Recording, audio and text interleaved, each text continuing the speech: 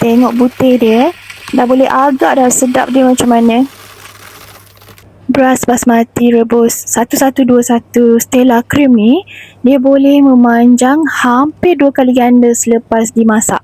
Hasilnya, nasi lebih gebu, berderai dan tak melekat. Yang ni saya guna untuk buat nasi minyak.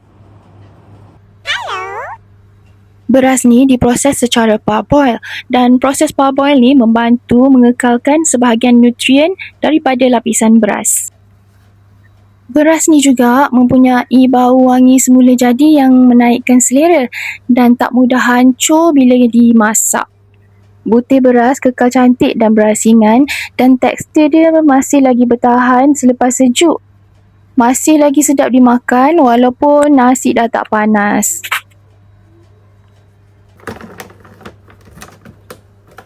Mari sini kita duduk dekat-dekat. Jom kita tengok packaging beras ni.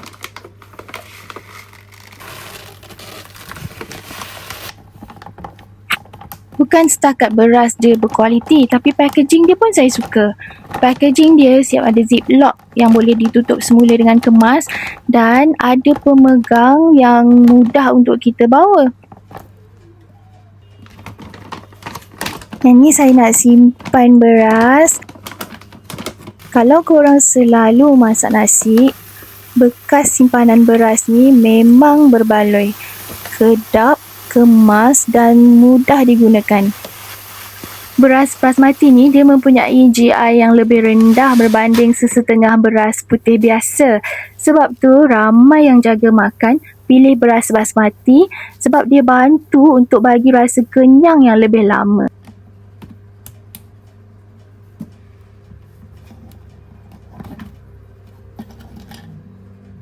Siap ada ruang letak bunga lawang dekat bahagian atas. Dapur nampak lebih teratur, beras pun lebih terjaga.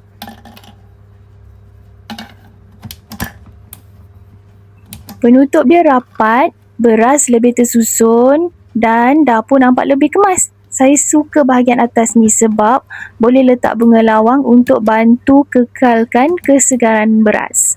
Tak perlu lagi simpan dalam plastik. Mudah kita gunakan, mudah juga untuk isi semula beras dan nampak lebih estetik di dapur. Yang ni saya nak masak nasi minyak. Kalau korang ada rice cooker, masukkan je beras dalam rice cooker tu. Kemudian korang basuh beras 2 hingga ke 3 kali sampai air dia agak jernih. Lepas tu, rendam beras selama 20 hingga ke 30 minit untuk nak dapatkan butir-butir nasi yang lebih panjang dan cantik. Lepas 20 ke 30 minit tu, toskan air rendaman. Okey, untuk sukatan air, 1 cawan beras adalah bersamaan dengan 2 cawan air. Kalau korang suka nasi lebih lembut, boleh tambah sedikit air. Kalau nasi yang lebih keras sedikit, korang boleh kurangkan air. Yang nak kurus dan tak nak makan banyak pun boleh makan sebab bagi rasa lebih kenyang yang lama berbanding sesetengah jenis beras biasa. Okey, kemudian boleh masak nasi seperti biasa. Lepas nasi masak, biarkan je selama 10 minit sebelum dikacau dengan garfu ataupun senduk. Okey, itu adalah rahsia nak dapatkan beras ataupun nasi basmati yang panjang dan cantik. Hasilnya memang gebu, berderai dan nampak macam nasi dekat restoran tu. Tapi untuk saya yang terlebih rajin ni dan nak cepat sebab perut dah bernyanyi-nyanyi, saya tak rendam pun, terus masak je dalam rice cooker.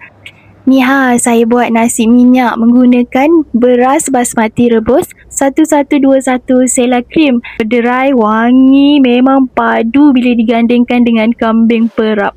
Aduh, laparlah pula.